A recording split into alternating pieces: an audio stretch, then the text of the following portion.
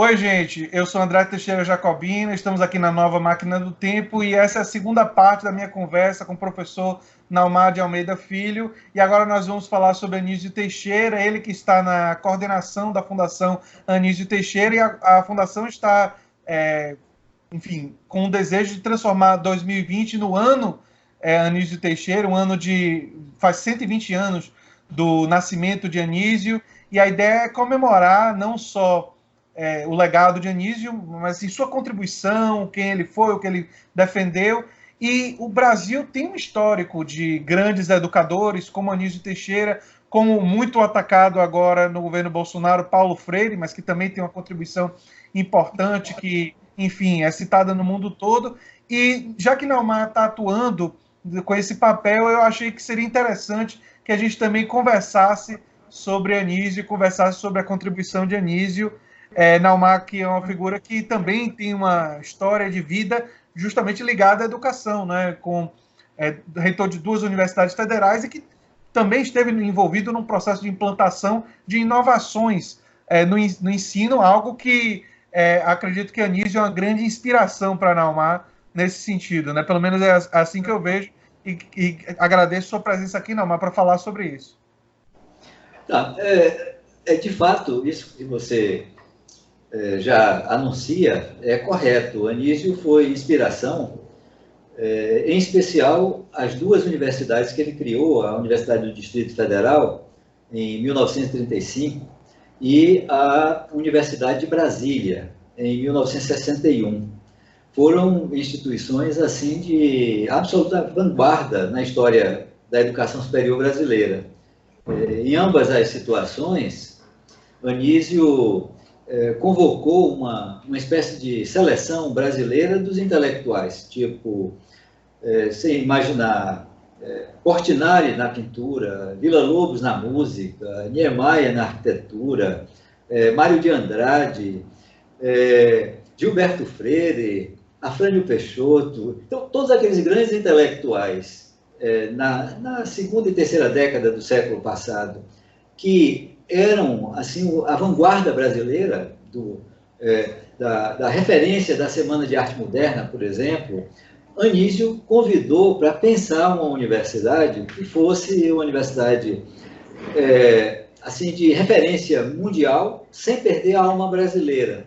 Foi essa mais ou menos a demanda que ele fez para esse grupo de intelectuais. A mesma coisa na UNB. Ele foi o primeiro reitor da UNB em 61, quando ela foi fundada.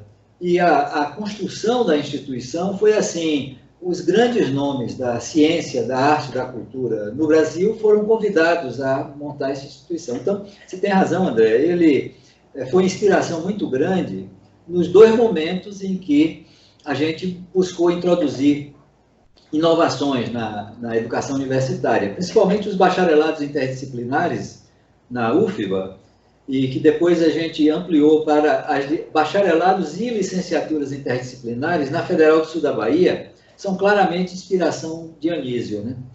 E na Federal do Sul da Bahia, a inspiração foi ainda mais profunda, porque a gente trouxe um conceito que ele cunhou em 1952, dos colégios universitários, que é uma forma de realizar uma certa transição do ensino médio para a educação superior, sem essa coisa terrível que é o processo seletivo, os vestibulares no Brasil.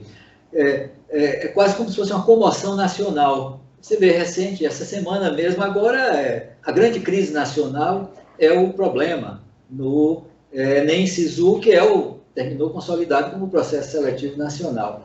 E Anísio tinha uma concepção sistêmica de educação, quer dizer, sistêmica no sentido de ser um sistema em que a formação dos sujeitos se desse em função de suas aptidões, suas vocações, suas motivações, e não em função da sua capacidade de ser treinado para passar num processo de verificação de conhecimento, né? Então, Anísio propôs que o Brasil implantasse, isso ainda na discussão sobre a primeira LDB, década de 50, 60, implantasse o que ele chamou de colégios universitários, que são educação universitária geral, na ciência, na filosofia, nas humanidades, nas artes, na cultura, como uma parte da educação universitária. Isso realizado de modo bem descentralizado, né? Alguns países terminaram fazendo isso é curioso, a Anísio foi precursor da ideia, mas alguns países implantaram isso. O Canadá tem, chama CEGEP, né? Os países escandinavos também, Cuba tem sedes universitárias municipais, né, nesse mesmo conceito, e os Estados Unidos são os community colleges, né? Então, isso a gente implantou na Federal do Sul da Bahia, eu acho, com um sucesso. Não sei como está nesse momento de grande crise geral, muitas dessas inovações são as primeiras vítimas, né? Porque as instituições tendem a preservar o que está estabelecido. E a inovação é sempre algo que pode ser sacrificado. E aí eu não sei o quanto essas ideias, nessa grande crise da universidade brasileira, têm sido sacrificadas. E são ideias que eu chamo de ideias anisianas. Mas você mencionou um pouco, para me situar, não é nenhuma retificação específica, mas é aproveitando a oportunidade até para fazer uma certa divulgação do que está acontecendo. O governo da Bahia, em 12 de julho do ano passado, que foi aniversário de Anísio, ele nasceu em 12 de julho de 1900, em Caetité, no interior da Bahia. Caetité é quase naquela curva da Bahia norte de Minas, né? Pertinho do São Francisco, é muito distante de Salvador.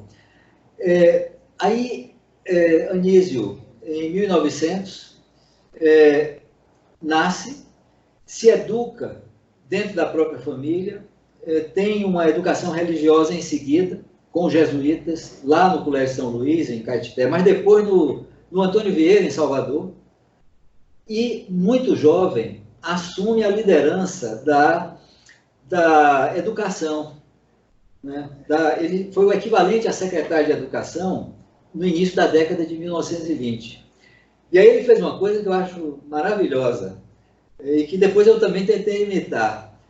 Ele não era um educador formado para isso. Aí ele aproveitou o desafio posto por uma situação de tornar-se dirigente e foi aprender o que é educação.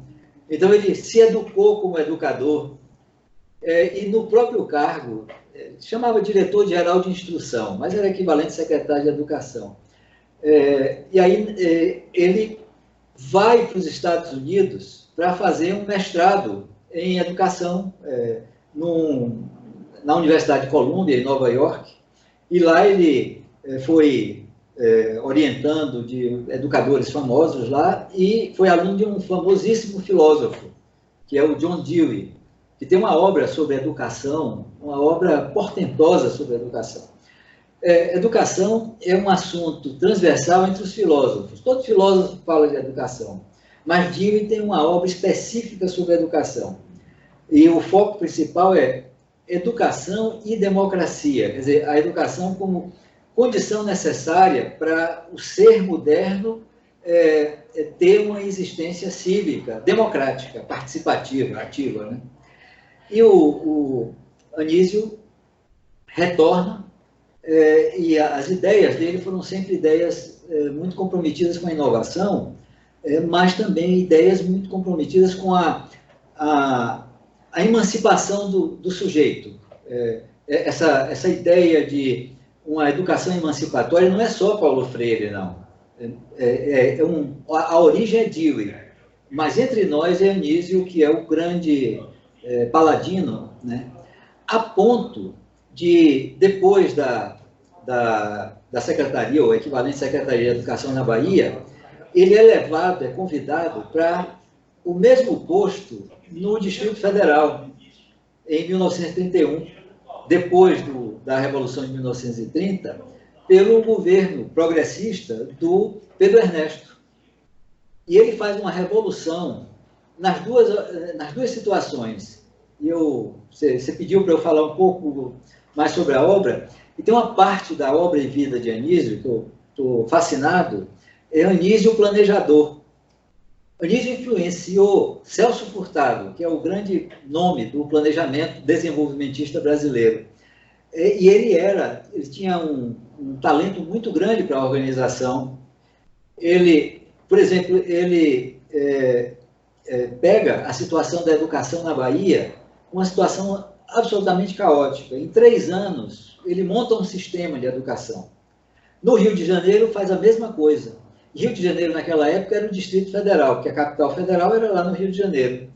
E ele faz um trabalho que pega desde a creche até a educação superior. Então, esse slogan que apareceu muito, da creche à educação superior, Anísio não fazia só como slogan, era como prática. E o coroamento desse trabalho foi a construção da Universidade do Distrito Federal, né, que foi aquela seleção brasileira de intelectuais que eu mencionei. Então, Anísio está fazendo o aniversário do seu nascimento, 120 anos. E aí o governo da Bahia decretou 2020 como ano Anísio Teixeira. Constituiu uma comissão organizadora desse ano, e eu estou coordenando. Agora, eu sou membro do Conselho da Fundação Anísio Teixeira, que foi instituída pela família. O João Augusto Rocha foi um dos presidentes. O atual presidente é o nosso amigo Juliano Matos, né? Entusiasmado pelo meio ambiente, mas meio ambiente pela educação. Então, eu tô... Só um comentário rápido. O João Augusto Rocha foi entrevistado aqui do canal e trouxe o livro dele e toda a investigação dele sobre a vida, a obra, a contribuição e também sobre a morte de Anísio. Enfim, uma pessoa que tem uma pesquisa sobre isso e que nós tivemos a honra aqui de entrevistar, que Naumar conhece muito bem. Pois é, mas a história de Anísio é realmente fascinante por muitos motivos, mas, André, principalmente pela clara vinculação da obra com a vida, né?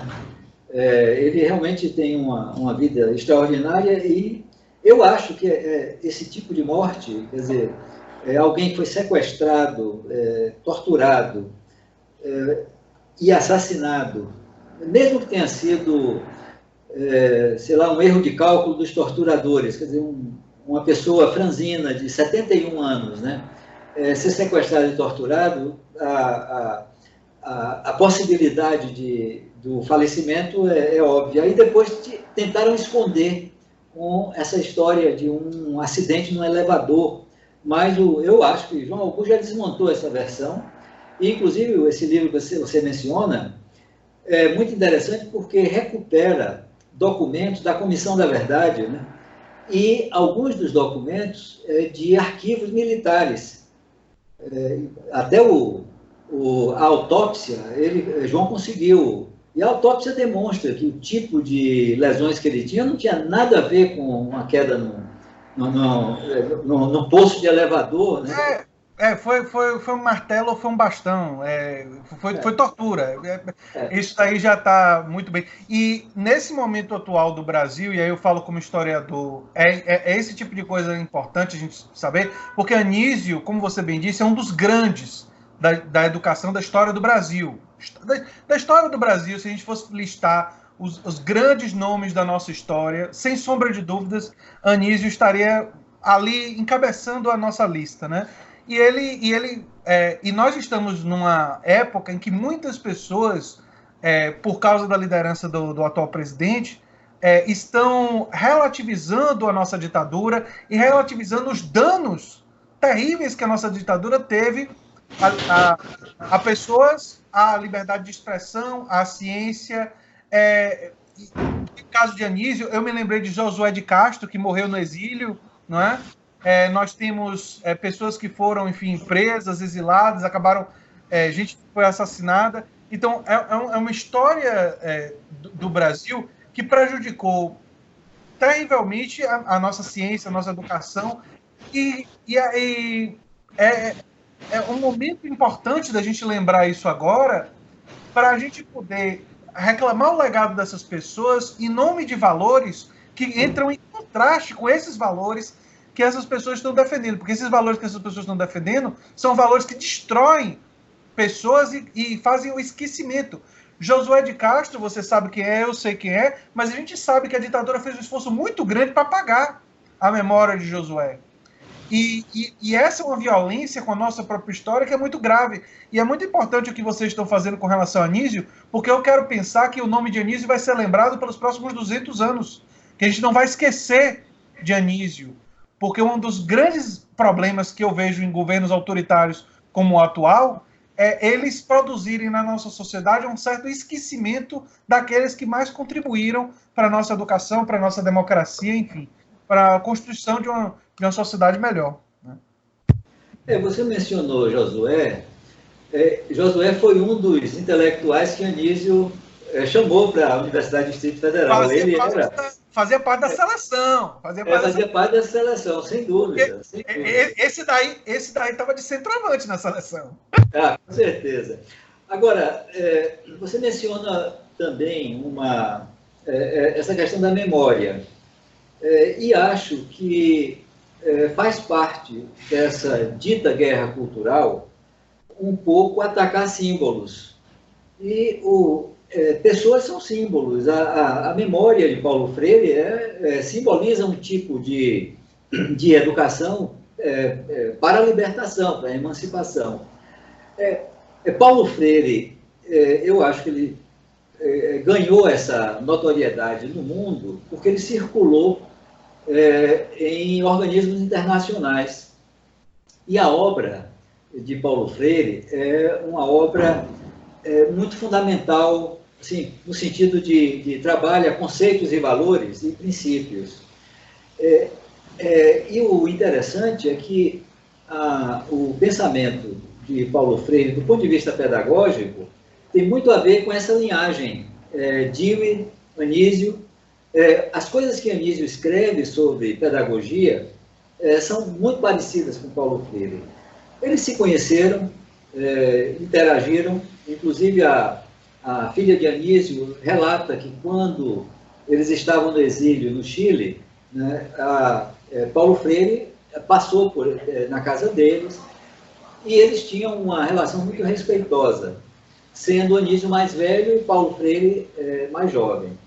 Agora, Paulo Freire teve um foco muito grande na alfabetização, quer dizer, na educação do ponto de vista de letramento, como inclusão dos sujeitos assim na vida social, pelo fato de boa parte da exclusão social que estrutura a sociedade brasileira, naquele tempo era por isso. Quer dizer, só podia votar quem sabia ler e escrever. O interesse das elites era que muita gente continuasse sem saber ler e escrever. E Anísio tem uma característica, assim, do ponto de vista de obra, mas também de vida, que é mais completa, na minha opinião, do que o foco de Paulo Freire, que ele pensava a educação como um todo. Né? Daí que Anísio escreve muito sobre a universidade. Paulo Freire não tem nenhum texto específico sobre a universidade. Anísio fala muito de organização e gestão e planejamento. Paulo Freire não tem nada específico sobre isso. Anísio também tem uma concepção de política, que é uma concepção funcional de política, uma concepção orgânica de política.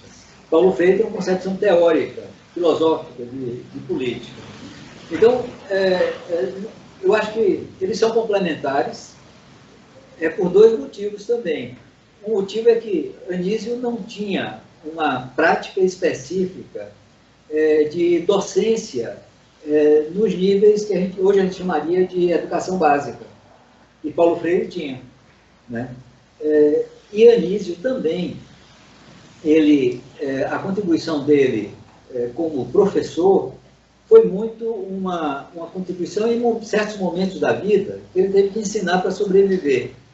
Mas ensinava filosofia da educação, ensinava história da educação. Ele foi professor na Fundação Getúlio Vargas. Uma fase da vida, ele estava assim, na lista de prisões do DOPS de Getúlio, né? E ele fugiu do país não se sabe ainda se ele foi para Uruguai ou Argentina, e depois voltou pelo interior do Brasil até Caetité de volta. Isso em 1935, porque a intentona comunista, como o Exército gosta de chamar, né, produziu uma caça às bruxas. O próprio Pedro Ernesto foi preso pela polícia de Getúlio e Anísio fugiu e criou uma espécie de exílio interno no Brasil. Porque a família dele era uma família de latifundiários do interior do Brasil, grandes coronéis. Se acredita que ele se refugiou na Chapada Diamantina por muito tempo e a polícia não sabia, ele achava que ele estava no exterior, né? E essa fase ele sobrevive traduzindo obras daquela famosa editora, que você leu certamente, eu certamente na juventude, acompanhei a Editora Nacional, né? Foi uma grande difusora de cultura no Brasil, e Anísio foi um dos grandes tradutores de obras em inglês para essa editora. Então, realmente é uma vida... Assim, nessa fase, isso talvez seja interessante para essa discussão que a gente está falando, Anísio se tornou um grande empresário de mineração. Na clandestinidade, inicialmente, depois, ele descobre reservas minerais. E quando vem a guerra, ele é um dos grandes empresários, grandes executivos de empresa de exportação de minério. Você sabia disso? Não sabia dessa, não. Pois é. Aí, o interessante é que quando a guerra termina, a Unesco convida ele para montar o Departamento de Educação da Unesco. E aí ele abandona a carreira empresarial total e volta para a educação na maior felicidade do mundo. Na verdade, eu me lembro vagamente que ele teve uma atuação como empresário, mas eu não me lembrava que era minério. Minha memória apagou essa informação. Pois é, mas é só para mostrar essa vida realmente muito aventurosa, mas com um foco, e ele aproveitou a oportunidade, e aí ele retorna para... morre de saudade em Nova York, volta para o Brasil e assume na Bahia, no governo de Mangabeira, o famoso governo socialista no pós-guerra na Bahia, que, aliás, a história baiana está esquecendo, né? Anísio assume a Secretaria de Educação e Saúde, que naquela época era junto. E aí é que ele tem uma segunda etapa de construção institucional que resulta em um monumento que temos na Bahia e pouca gente sabe, que é a Escola Parque. Você conhece a Escola Parque? Sim. Pois é. Na verdade, eu estudei sobre isso na graduação em História. Teve uma disciplina que a gente chegou a pegar o governo de Mangabeira e a atuação de Anísio. E isso daí tem que buscar na minha memória, porque isso aí foi da minha época de graduação.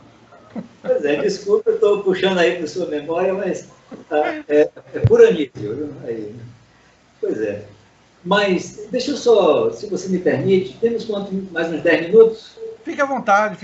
Não, mais uns 10 minutos eu acho que a gente completa isso, porque a Escola Parque foi uma espécie de laboratório concebido pelo próprio Anísio, junto com Diógenes Rebouças, que é o grande mestre da arquitetura baiana. É um mestre modernista da arquitetura baiana. Ainda existem vários projetos de Diógenes.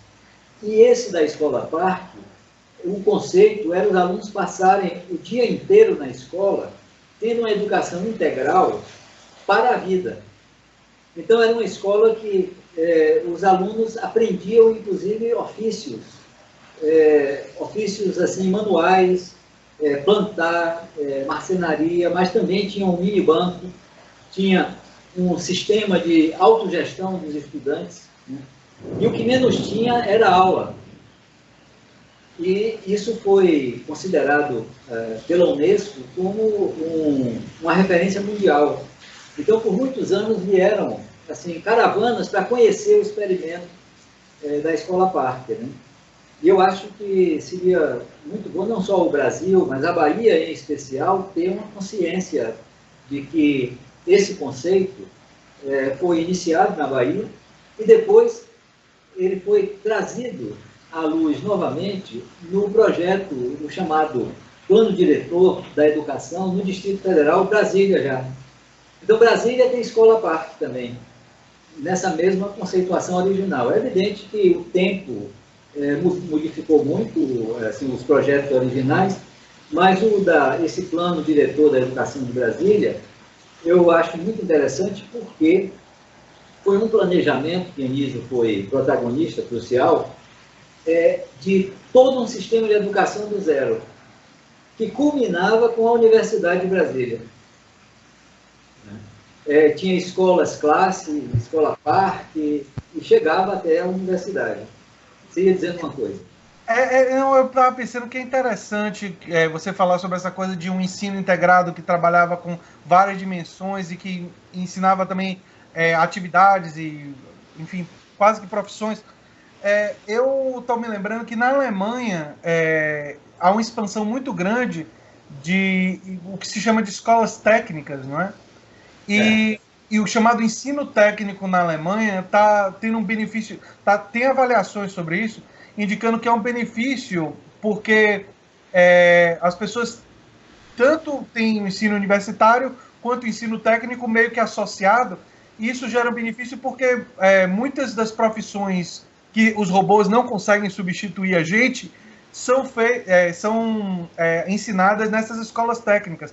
Então, talvez um dos caminhos para a educação, pelo menos nessa transição, seja uma integração entre o conhecimento acadêmico clássico e o conhecimento aplicado. Quer dizer, há uma necessidade que eu vejo na educação de você combinar essas duas avenidas, né? E aí eu me lembrei foi de uma outra coisa, um período autoritário aqui da Bahia, de Roberto Santos, você lembra, ele foi governador, ele ajudou a expandir as escolas técnicas aqui na Bahia, e quando a ACM voltou, a ACM acabou tirando financiamento das escolas técnicas e nós tivemos uma redução dramática das escolas técnicas no território baiano, e que eu vejo como um prejuízo para o nosso Estado ter perdido essa oportunidade, e que apesar de Roberto Santos estar na época da ditadura militar, teve um mérito ali dele ter atuado nisso e houve um prejuízo com a perda posterior. Né? Ele, inclusive, quando eu entrevistei o Roberto Santos, ele enfatizou muito isso. Ou seja, ele próprio enfatizou que foi uma das coisas que ele mais tinha orgulho como o período dele como governador, foi a questão da educação. Né? E nessa área de diversificar os tipos de educação. Né? Não é bem o que você estava falando, porque você estava falando de inovação na educação. São coisas diferentes, não é a mesma coisa, não estou igualando. Mas são coisas também importantes para um projeto mais integrado, enfim. Eu me lembrei dessas coisas. Não, mas isso completa um pouco o quadro de um intelectual como Anísio, que seguramente um pensamento progressista, mas não enquadrado em algum rótulo, como, por exemplo, tentaram, por muito tempo, atribuir a Anísio ser comunista, desde aquele episódio da intentona e tal, mas posteriormente também na Bahia. Então, a Bahia tem esse jornal à tarde, que os baianos conhecem, né? Tem uma polêmica muito grande, porque Anísio fez um discurso em um congresso estudantil, né? E esse discurso, na verdade, foi uma espécie de conferência. Essa conferência, ele faz uma análise do socialismo do ponto de vista da educação. E essa análise não é uma análise negativa. A educação como direito, em que certos estados organizam um aparato destinado a garantir a todos uma educação igual, fez com que ele fosse rotulado como comunista. Né? Tinha um deputado federal que perseguia Anísio por ser comunista e por ser ateu. E Anísio chegou a ter um processo de excomunhão. Né? Foi enviado ao Vaticano, os bispos do Rio Grande do Sul fizeram um documento, todos assinaram, né, para a excomunhão de Anísio. Por quê? Pelo fato de que a educação, para ser direito de todos, ela obrigatoriamente tem que ser laica. E eu acho que essa é uma discussão da agora, quer dizer, é uma discussão atual no Brasil. Super atual, super atual. Nós vivemos um período em que tem gente do governo Bolsonaro, que eu nem vou ficar citando os nomes, que está falando agora em educação sexual só como abstinência e abstraindo toda a dimensão da educação sexual como informação e tudo mais. Isso vem de onde? Vem de uma visão de um determinado tipo de interpretação religiosa da realidade. Não veio do ar. Vem de uma visão que quer impor uma determinada visão para toda a sociedade através da educação. Que uma visão laica diz, sim, a abstinência é uma opção, mas é uma opção, não é a opção. E quando você começa a tratar certas coisas como a opção única, você tá saindo do Estado laico, né? E o ensino do criacionismo nas escolas, enfim, nós estamos numa onda de ataques à laicidade do Estado e a própria noção de liberdade de expressão, né? Tendo visto o que aconteceu lá no Porta dos Fundos, que eles resolveram fazer humor e parece que, enfim, já existe uma tentativa de romper com a liberdade de expressão, que é um pilar da democracia, né? Não existe democracia sem liberdade de expressão. Pois é. Agora, só para... eu sei que a conversa está muito boa, mas nós temos as agendas todas aí.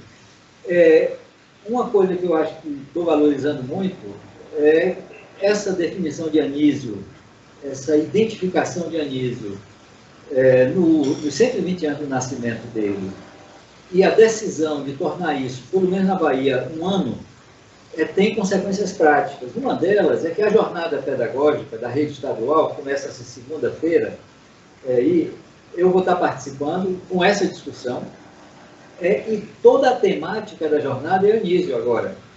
Anísio nos seus diversos aspectos, mas fundamentalmente aspectos educacionais, pedagógicos. Mas eu acho que vai ser muito interessante nesse ano a programação que está sendo pensada para os diversos aspectos da vida e obra de Anísio. E, claro, a educação foi muito o tema gerador de todo o esforço de inovação, mas é muito rico tudo isso, inclusive do ponto de vista da política, porque a gente está num momento que a discussão política está aí. A educação está central nessa discussão política, pelo aspecto de que você tanto pode ter educação identificada como um elemento de reprodução da sociedade, das relações de poder, das relações econômicas, sociais, a reprodução de uma elite e de uma ideologia, ou de qualquer ideologia, ou das ideologias. Por isso que há todo esse esforço de fazer uma guerra cultural centrada na educação, né? E a educação como um fator de libertação. E eu acho que essa contradição é uma contradição muito rica para avançar a maturidade do processo de discussão dos aspectos teóricos, filosóficos, até históricos, né? Você viu que a nossa conversa aqui tem muita coisa dessa história recente do Brasil. E acho que Anísio é personagem fundamental nisso. E aí, André, no fim do ano, quer dizer, ao finalizar o ano Anísio, a gente está concedendo um evento internacional, um colóquio internacional, para trazer assim, acadêmicos do mundo todo para apresentar Anísio para eles. Porque isso é curioso. Fora do Brasil, Anísio Teixeira não é conhecido.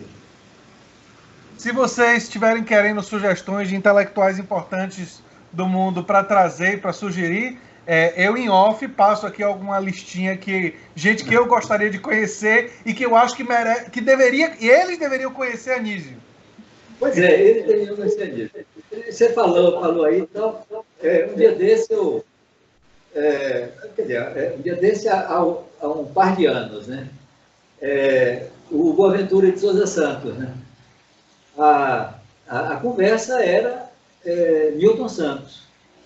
Milton Santos, apesar de uma circulação internacional mais no mundo mais francófono, né? Mas tem uma circulação internacional. Boaventura tal, aquela coisa do pensamento abissal, as epistemologias do Sul, rapidamente teve que incluir Milton Santos. E depois eu menciono quem? Anísio Teixeira. Boaventura nunca tinha escutado falar em Anísio Teixeira. Né? Eu dou um outro exemplo aí mais pessoal. Eu trabalhei em diferentes universidades nos Estados Unidos, né? Várias. E, claro, né, a gente vai procurar onde estão os livros. Né? O livro tem essa atração, né, para a gente, né? Procurar onde estão os livros. As bibliotecas e livrarias das universidades, das maiores universidades dos Estados Unidos, entre os autores, pilhas e pilhas de livros, está Paulo Freire. O outro brasileiro é Darcy Ribeiro. Teoria do Brasil, todos os anos eles renovam com bibliografia. Todo mundo tem lá. Todo mundo tem. Pedagogia do Oprimido, Pedagogy of the Oppressed, está em toda parte. Aí, é um dos livros Esse é bastante conhecido. Ele é um dos mais citados. Talvez o autor brasileiro mais citado de todos os tempos. Enfim. Anísio, nada. Ninguém sabe. E Anísio tem uma obra, inclusive, assim, a obra escrita de Anísio é muito vasta, além de cobrir muitos temas, mas ela é muito vasta. E ninguém conhece. Então, esse colóquio, a gente vai buscar repor um pouco essa discussão e já temos aí muitas parcerias, inclusive o próprio Instituto de Estudos Avançados, que eu estou aqui, junto com o Instituto de Estudos Brasileiros, da USP, né, vai liderar esse processo e vamos fazer assim uma convocatória para os anisianos brasileiros, né, se apresentarem, porque virão brasilianistas e scholars internacionais da área de educação, muito concentrado, mas também de outras áreas, para a gente apresentar Anísio ao mundo. E aí esse anúncio anisiano, André, está sendo feito de primeira mão aqui no seu programa. Olha, eu quero primeiro, antes de agradecer, dar os parabéns, porque eu acho que a ideia é fantástica, a importância disso de levar Anísio para centros de educação espalhados pelo mundo, brasilianistas e gente que estuda o Brasil, e eles poderem multiplicar, porque a ideia óbvia é eles vêm aqui, absorvem isso e vão multiplicar pelo mundo, né? E poder fazer isso, eu acho que é a melhor homenagem que poderia ser feita a Anísio e mantém ele vivo, porque a obra dele, o legado dele pode ser mais conhecido, inspirar e contribuir. Enfim, cheguei a me emocionar um pouquinho porque não estava esperando e fiquei muito feliz de saber que isso vai acontecer, não é? Já tem data? Ainda não tem data ainda. Vamos negociar datas, porque, inclusive, vai depender muito dos intelectuais que vamos contratar, porque são pessoas de agenda muito difícil, né? E aí, mas certamente, início de dezembro. A gente quer culminar o ano Anísio com esse evento. Fantástico. Sendo que em 12 de julho desse ano, que é exatamente o aniversário dos 120 anos, vai ter uma programação muito rica na própria Bahia, mas esse evento internacional no fim do ano. Entendeu? Fantástico, Nauman. Olha, fantástico. Fiquei muito feliz de saber que isso vai acontecer e lhe dou os parabéns pela sua participação aí com a equipe para montar esse evento e dizer que são ações como essas que podem ir renovando a gente pensar um Brasil mais democrático, um Brasil mais justo. Queria até te contar, antes de terminar o vídeo, já estamos caminhando para o final, uma historinha pessoal. Assim, quando eu estava no meu tirocínio, eu fui perguntado pela minha professora por que eu queria ser professor, não é? E aí eu disse assim, olha, eu quero, enfim, levar o conhecimento e tal, e eu sou uma pessoa que acredito muito na democracia, e eu não vejo como uma democracia pode ser viável sem uma educação que ensine ciência, que ensine a história, que permita as pessoas assumirem o seu dever cívico, os direitos e deveres competente de uma democracia mais profunda, mais substantiva, em que o indivíduo tenha mais poder sobre o Estado, e tenha mais poder, e tenha mais, enfim, gerência, e para ter ingerência é fundamental ele conhecer mais, ele expandir o seu conhecimento. Isso não é só para quem vai para a universidade, é para a sociedade como um todo, que precisa crescer. E a professora me emociona, até lembrando. Ela disse assim, você está inspirado em Anísio. Pois é. Peço desculpas, mas acionou a memória, né? Acionou essa experiência. Enfim, muito obrigado, Naumar, pela participação, e até o próximo vídeo. Eu sei que você vai participar uma próxima vez aí. Com certeza. Vamos ter muito assunto esse ano para discutir, debater, conversar e avançar, porque precisa realmente barrar esse retrocesso com avanços, né? Para que não tenhamos, assim, no futuro próximo, somente uma sensação de retorno. Né? Sim, exatamente. E você toca numa coisa muito importante, que é a ideia de que nós não precisamos apenas resistir, nós temos que buscar inspiração na nossa história para propor uma sociedade mais democrática, com mais ciência, com mais educação. Não é negar o que eles trazem, esse atraso, mas propor algo que, inclusive, já foi proposto no nosso próprio passado, né? Enfim, muito obrigado, Naumar, e a gente vai se ver em um próximo vídeo. E olha, eu acho que você é o primeiro entrevistado que me faz me emocionar desse jeito, viu? Porque você fez eu lembrar de uma coisa lá que foi muito importante na minha trajetória, né? Um abração.